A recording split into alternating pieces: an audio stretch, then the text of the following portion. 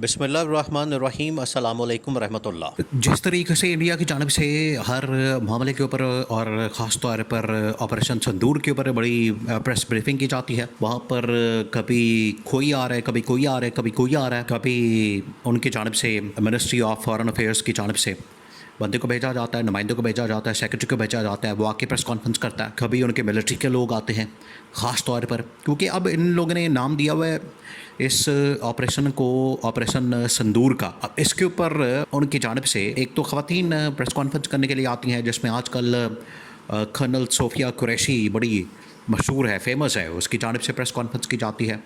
इधर फिर DGISPR की जानिब से प्रेस कॉन्फ्रेंस करके रात के वक्त पूरी की पूरी ऑपरेशन की तफसीलात और इन्फॉर्मेशन पाकिस्तानी कौम के साथ, पूरी दुनिया के साथ शेयर करके सारे हक़ाइक़ सामने रखती है।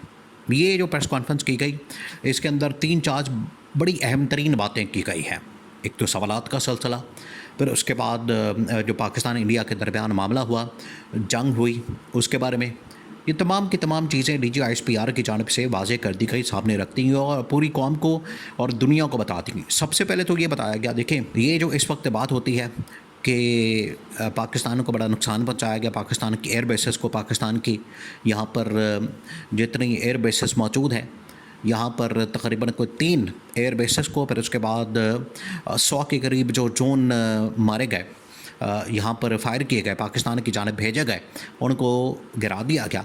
एक तो उसके ऊपर DGISPR ने कहा, अब ये बहुत बड़ी प्रेस कॉन्फ्रेंस की उन्होंने, ये आप इमेजिन करें कि ये पूरा का पूरा मामला, जंग ख़त्म होती है तो जंग के ख़ात्मे के ऊपर दोनों जानिब से प्रेस कॉन्फ्रेंस हो रही है।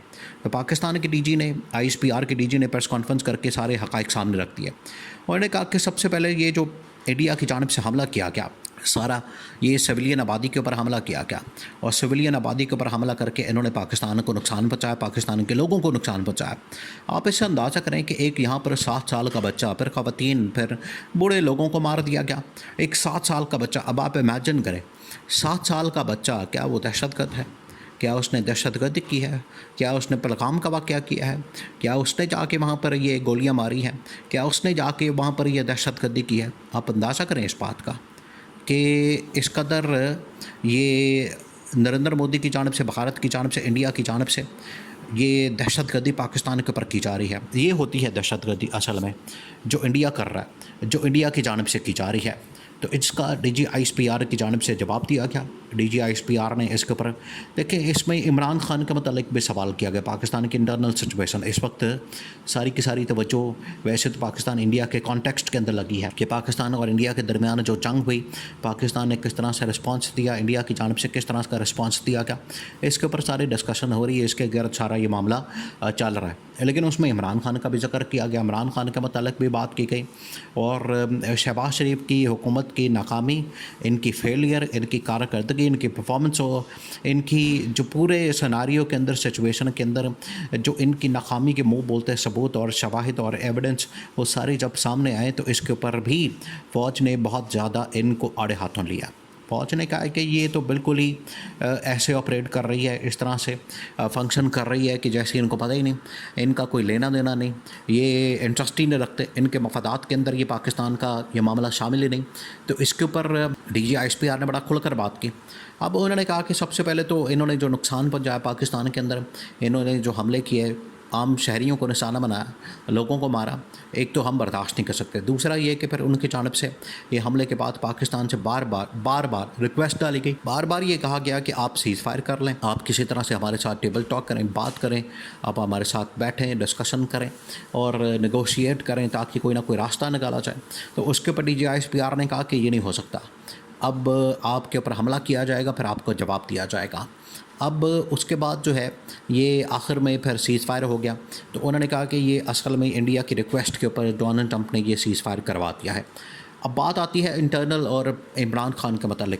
देखें ये जो इमरान खान के मतलब और पाकिस्तान की गवर्नमेंट के किरदार और उसके रोल और उसकी परफॉर्मेंस के मतलब जब सवाल किया गया कि पाकिस्तान की ये जो गवर्नमेंट है, हुकूमत है, इसने क्या किया, इसकी कारकर्दगी को आप कैसे देखते हैं, इस पूरे के पूरे सिनेरियो में, सिचुएशन ने जो गवर्नमेंट का किरदार है, रोल है, वो क्या रहा इस पूरी सिचुएशन में, उसने क्या किया, उसने किस हद तक आपका साथ दिया। उसमें ये शहबाज शरीफ हो जाए, साख्तार हो जाए, ख्वाजा आसिफ हो जाए, क्योंकि अहम तरीन मिनिस्ट्रियों के ऊपर तो ये लोग बैठे हैं। वो डिफेंस मिनिस्टर है या फिर उसके अंदर फॉरेन मिनिस्टर है या फिर वज़ीर आज़म है, तो अहम तरीन पोजीशन के ऊपर तो ये विराजमान हैं। तो इन लोगों ने क्या किया, तो DGSPR ने दो टोक जवाब दिया। उन्होंने कहा कि इनकी नाकामी और फेलियर जो है वो हमारे गले पड़ चुकी है। इनकी नाकामी और फेलियर की वजह से पाकिस्तान को डिप्लोमेटिकली नुकसान हुआ, पाकिस्तान को डिप्लोमेटिकली वो तमाम चीज़ें फेस करनी पड़ी।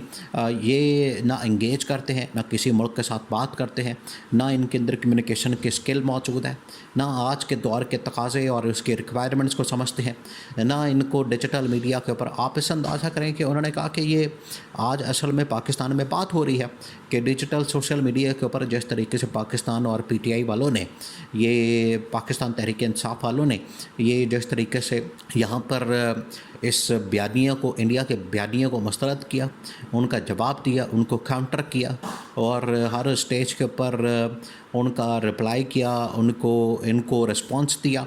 ये PTI का जो सोशल मीडिया वो कर सकता है। अदरवाइज़ बाकी तो ये नून लीग और पीपल्स पार्टी के अंदर तो इतनी कैपेसिटी नहीं, उनके अंदर तो इतनी सख्त नहीं, उनके पास तो इतनी ताकत और पावर नहीं, उनके पास इतने रिसोर्सेज नहीं, उनके पास इतनी वसाइल नहीं, फिर सबसे बढ़कर उनके पास इतनी अकल नहीं, उनके पास इतनी फहम फरासत नहीं, अप्रोच नहीं, सोच नहीं, विज़न नहीं।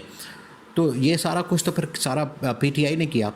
इमरान खान ने तो इसी वजह से कहा था कि तमाम जो PTI का सोशल मीडिया वो इस वक्त पाकिस्तान की फ़ौज के साथ खड़ा हो जाए, अपनी रियासत के साथ, हुकूमत के साथ और अपने मुल्क के साथ खड़ा हो जाए, फ़ौज के साथ खड़ा हो जाए। इसी वजह से इमरान खान के हुक्म के ऊपर तमाम मीडिया जो है वो इमरान खान की बात के ऊपर उसने लब्बैक कहा और वो अपनी फ़ौज के साथ, रियासत के साथ, हुकूमत के साथ खड़ा हो गया। उसने फिर हर लिहाज से अपनी फ़ौज का साथ दिया, उसको प्रोटेक्ट किया और इंडिया को काउंटर किया। अब इसी बुनियाद के ऊपर उन्होंने फिर इमरान खान की रिहाई के मतलब भी बात की कि आज जो पाकिस्तान के अंदर हालात बन चुके हैं, जो सिचुएशन है, आज जो पाकिस्तान के अंदर सिनारियो मौजूद है, इसमें लीडरशिप पाकिस्तान में ये तमाम की तमाम, वो चाहे गवर्नमेंट हो, अपोजिशन हो, ये अब एक पेज के ऊपर आना, इनका मिलना बैठना और आपस में बात करना बड़ा ज़रूरी हो चुका है। ये जितनी देर तक नहीं बैठेंगे उतनी देर तक पाकिस्तान को यूनाइट नहीं किया जा सकता और एक यूनिटी के साथ दुनिया को पैगाम देना बड़ा ज़रूरी हो गया। ये उनकी जानिब से कहा गया कि अब हमने दुनिया को पैगाम देना, ये दुनिया को पैगाम देना बड़ा ज़रूरी हो गया, क्योंकि अगर दुनिया को पैगाम नहीं देंगे तो दुनिया समझेगी कि पाकिस्तान के अंदर अपोजिशन गवर्नमेंट डिवाइडेड है, जबकि इनको अब यूनिटी के साथ एक पेज के ऊपर आके दुनिया को पैगाम देने की ज़रूरत है।